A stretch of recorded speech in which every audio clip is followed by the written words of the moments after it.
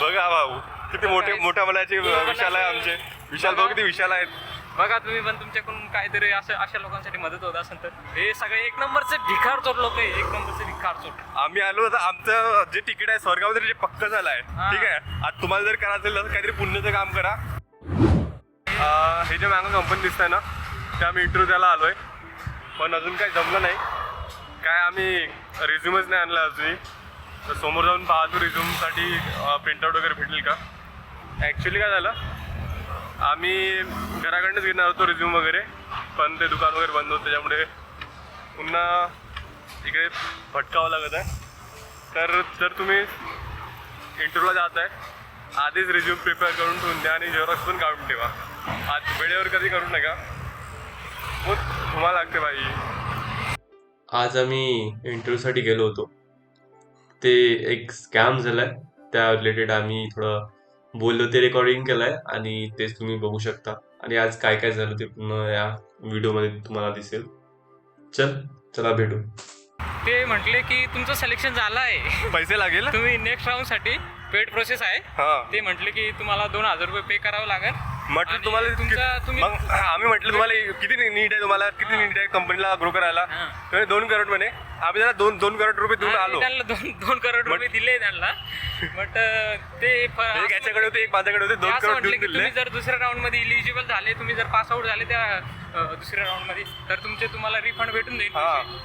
आम्ही देऊन दिले पण आता जॉब तेवढा काही चांगला आहे नाही आम्ही सोडून दिला. पण आम्ही काही ते पैसे वापस घेतले नाही.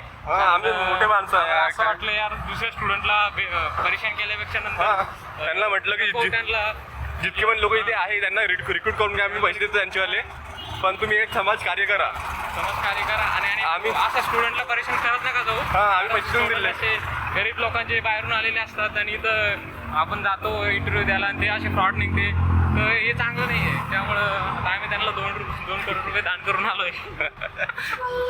बघ विशाल भाऊकडे बहुत विशाल पैसा आहे. यांच्याकडे 4-5 दुकान आहेत.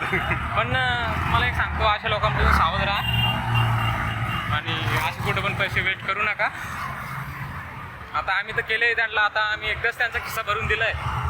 आता असं वाटतंय की ते त्यांचा बिझनेस हा बंद करणार आहे. आमचा दिवस हा धन्य झाला सुरू करणार आहे.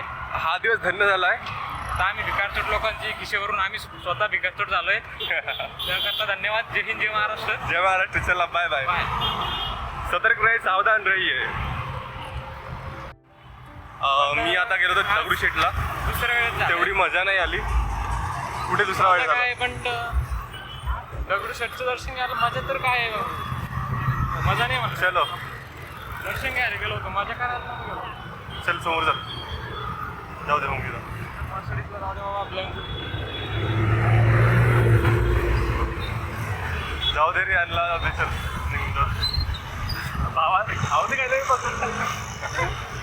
अरे कौला काढा.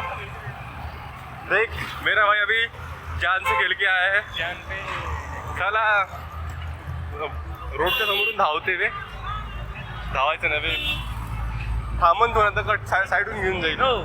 पाय तुटला तर भरून देईल. अजून काय मी विशालला रूमला घेऊन चाललोय. माझं प्रोजेक्टवर काम चालू आहे. प्रोजेक्ट करणार व्हिडिओ बनवणार. काय भाई टेक महिंद्रा इंटरव्ह्यू आहे. टेक महिंद्राचा इंटरव्ह्यू आहे काहीसाठी BPO साठी. BPO आणि डेटा एंट्री. हो हेच काम आहे. जावा डेव्हलपर आहे. मला तर सांगितलं होतं की डेव्हलपमेंटसाठी जागा आहे म्हणून. डेव्हलपमेंटसाठीच ना. आम्ही तिथे उद्या जाणार आहोत. बघू काय होतं. ठीक आहे.